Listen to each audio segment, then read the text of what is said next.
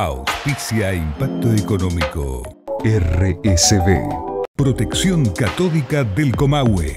Acordate que ingresando a impactoeconómico.com.ar podés acceder a la versión digital de nuestra revista. El tema ahora tiene que ver con lo impositivo, aspectos tributarios a tener en cuenta en la cuarentena, en la poscuarentena, el borrador, algunos de los principales puntos de este borrador de la llamada supermoratoria, cómo aliviar en forma rápida la presión fiscal, decisiones de la FIP mediante, obviamente. Lo vamos a abordar con el contador Martín Caranta, es socio del estudio Lisicki, Litvin y Asociados. Hola Martín, ¿cómo estás? Gracias por tu tiempo para Impacto Económico. Hola Daniel, muchas gracias por la invitación, un gusto estar nuevamente con ustedes. Bueno, y acá conversaremos sobre las principales inquietudes que nos trae esta crisis, ¿cierto? Ahí sí, justamente me gustaría comenzar con una pregunta abierta. ¿A qué hay que estar atentos en materia impositiva en este esquema de cuarentena y post-cuarentena? Mirá, es muy buena la pregunta. Principalmente hay que estar atento a cómo viene el escenario de cada empresa, de cada empresario, ¿sí? La realidad es que no hay una receta para todos. Lo que hay que tener presente es la marcha de la economía y de los negocios, ¿sí? Te planteo alguna situación, por ejemplo, anticipos de impuestos, ¿sí? Retenciones que vienen sufriendo los distintos contribuyentes, ¿sí? Entonces, seguramente la mayoría de las empresas cierran en diciembre, en mayo han presentado las declaraciones juradas, y claro, la perspectiva económica del 2020 va a ser muy distinta a la del 2019, ¿sí? Entonces, se han generado ahí unos anticipos a ingresar que obviamente deben ser revaluados porque se puede pedir una reducción de anticipos. También lo que se puede pedir es una reducción de retenciones que un sujeto va a sufrir, ya sea por IVA, por ganancias, o incluso por impuestos provinciales, ¿sí? En materia de impuestos provinciales hay que estar muy atento a los saldos a favor y a las distintas acumulaciones que se van haciendo por la superposición de regímenes de recaudación. Entonces ahí solicitar exclusiones de retenciones, de percepciones también, ¿sí? Y después, bueno, estar muy atentos también a lo que son distintos saldos a favor y ver qué se puede hacer con ellos, ¿sí? Es decir, si hay obligaciones que se puedan compensar, tratar de compensarlas, ¿sí? Por ejemplo, hace unos días venció el impuesto de bienes personales que recae sobre los accionistas por sus tenencias de acciones en sociedades argentinas. Eso, por norma de AFIP, no se puede compensar. Ahora, han habido fallos de corte, incluso luego de esos fallos de corte siguieron algunas distancias inferiores, donde vienen admitiendo la compensación porque el fisco está limitando algo que no puede limitar, ¿sí?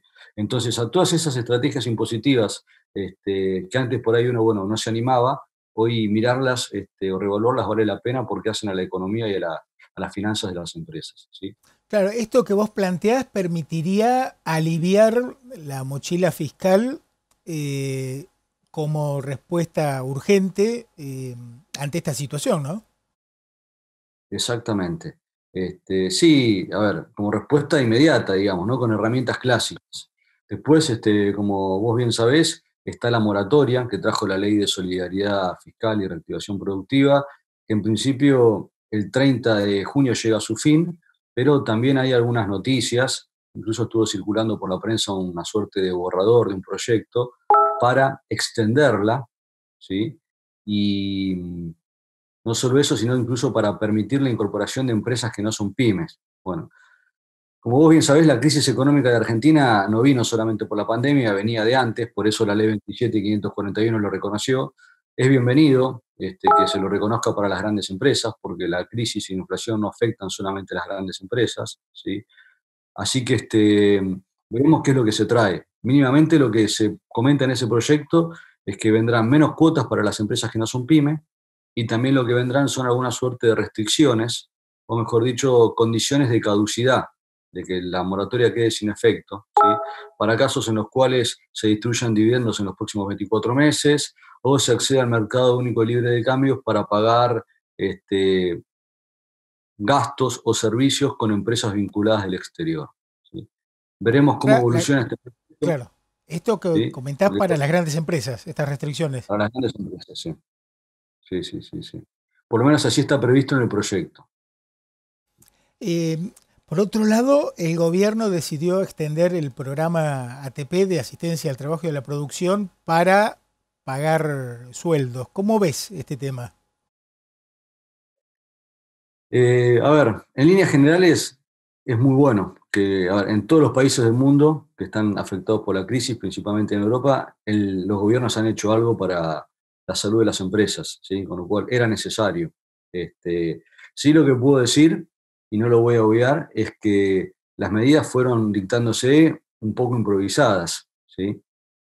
¿A qué me refiero con esto? Y que primero aparecieron los beneficios y después aparecieron los condicionamientos para el beneficio. ¿Sí? Primero para menos de 800 trabajadores, después a partir de mayo para todos.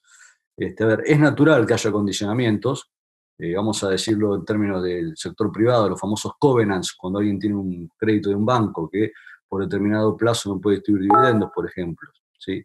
Lo que sí veo es que, bueno, es desprolijo haberlo hecho en forma retroactiva, ¿sí? Y muchas empresas después se vieron obligadas a salir porque obviamente no es certero, como mínimo podemos decir que no es certero ese tipo de prácticas, ¿sí? Pero los ATP eran necesarios. A ver, hoy por hoy muchas empresas están cerrando, ¿sí? Todas las provincias de nuestro país están viviendo una crisis muy preocupante, tanto para los empresarios como para las familias que eran empleadas por esas empresas, ¿no? Entonces, alguna medida había que tomar, ¿sí? Así que bueno, de momento veremos cómo sigue la mano, ¿sí? La crisis no se va a terminar ahora, ¿sí? Desgraciadamente la crisis va a seguir y vamos a necesitar más presencia del Estado, más cuidado del Estado con políticas económicas y financieras. Lamentablemente, a diferencia de otros países del mundo, estamos con una economía que ya venía mal, como te dije, ¿sí? Y eso hace que las herramientas del Estado para ayudar a los particulares sean más limitadas que las de otros estados. Bueno, en relación a las restricciones, yo he conocido casos de empresas que accedieron al programa ATP y cuando quisieron comprar dólares para importar insumos para producir, bueno, tuvieron restricciones, ¿no? Entonces ahí se complica todavía más la producción. No sé cómo lo ves en función de los clientes del estudio, qué situaciones ustedes reciben. Mira, la realidad es que estas improvisaciones o estas medidas sobre la marcha que han salido han tenido algunas desprolijidades. Una de las que nosotros vimos es esa que vos comentás. La realidad es que no podemos dejar de considerar que es una suerte de torpeza, porque a las empresas hay que garantizarles la posibilidad de seguir produciendo, ¿sí? Y estamos en una economía globalizada, el comercio exterior, la importación, la exportación, la realidad son una materia que no se puede modificar, ¿sí? Entonces, creo que es momento de que, bueno, estos casi 100 días de pandemia y crisis económica son una muestra de lo que puede llegar a seguir manteniéndose a futuro, porque la crisis no se va a cambiar en lo inmediato, y me parece que sea necesario y conveniente que se reexaminen algunas disposiciones que se han tomado y algunas que no se han tomado, ¿sí? Es decir, la salud de las personas depende de tener por lo menos elementos básicos de subsistencia, y esos elementos básicos están dados este, a ver, por acceso a la economía, ¿sí? Entonces, si cierran las empresas, sí, exactamente, si cierran las empresas y las familias no tienen para mantener la comida, elementos de vestimenta, bueno, en el invierno la calefacción, ¿no? La realidad es que va a ser muy difícil llegar sanos después de la pandemia. Sí, sí, yo Entonces, me pongo en el lugar de una persona que tiene un comercio, pongamos un restaurante, un hotel, y no puede facturar directamente. O sea, ¿qué haces? ¿Qué sí, herramientas tenés para generar un sí. ingreso? No, es muy angustiante. Muchas empresas están sobreviviendo, reinventándose para pagar los gastos fijos o una porción significativa de gastos fijos, y hay veces que, bueno, no alcanza y han debido cerrar, ¿sí?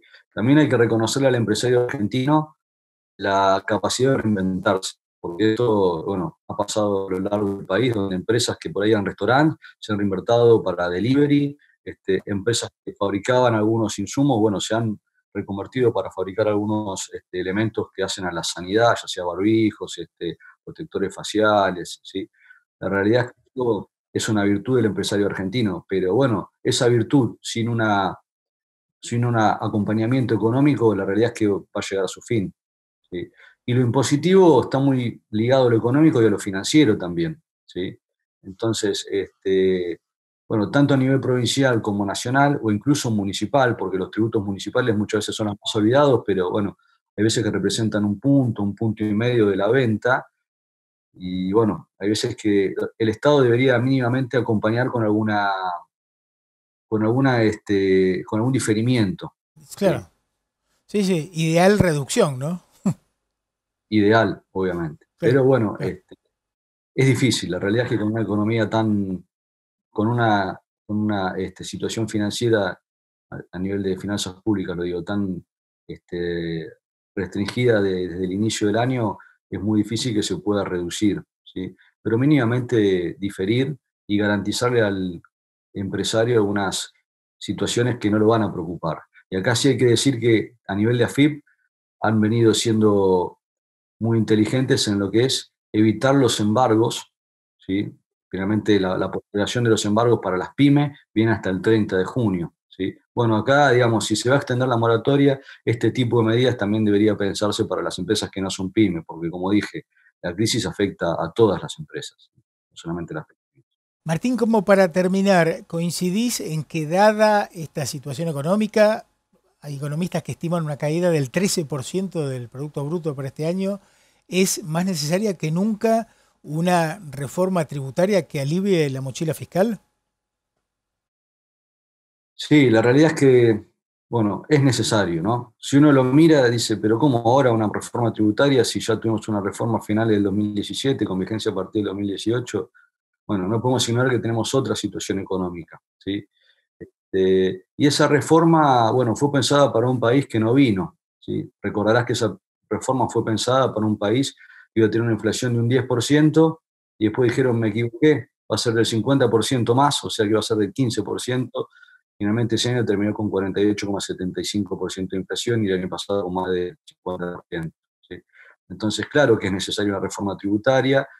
Es necesaria una reforma tributaria tal vez de corto plazo para estabilizar, ¿sí?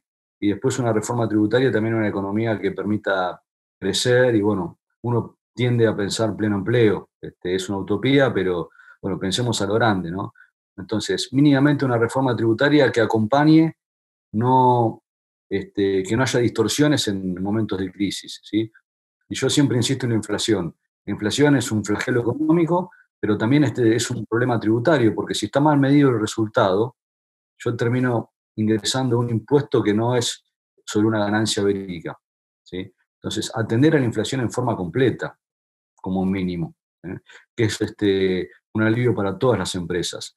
¿Por qué digo en forma completa? Porque hoy por hoy se corrige la inflación del año, pero esa corrección se computa en sextos, que es, digamos, muy magra la corrección, y a su vez hay otras cosas que no se corrigen. Por ejemplo, actualizar valores de adquisición de bienes de uso que son anteriores al 2018, ¿sí? Eso no se actualizan excepto que un sujeto haya revaluado, es decir, excepto que un sujeto haya pagado un impuesto para que se mantenga su capacidad contributiva, ¿sí?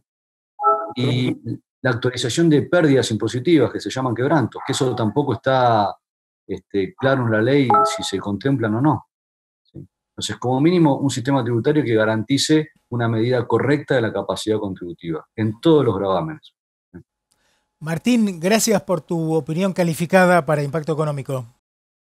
Muchísimas gracias, Daniel. Hasta la próxima. Compartíamos el consultorio impositivo.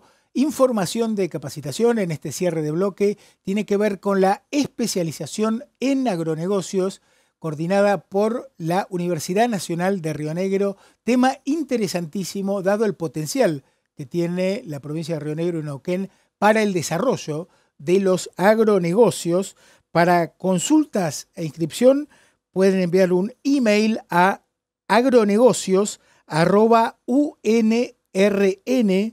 .edu.ar. Atención que el cierre de inscripción es el 3 de julio. El director de la especialización es el licenciado Mariano Tapatá, a quien saludamos y agradecemos el envío de la información. Pausa, en el próximo bloque el tema de la crisis del sector hotelero gastronómico de Neuquén.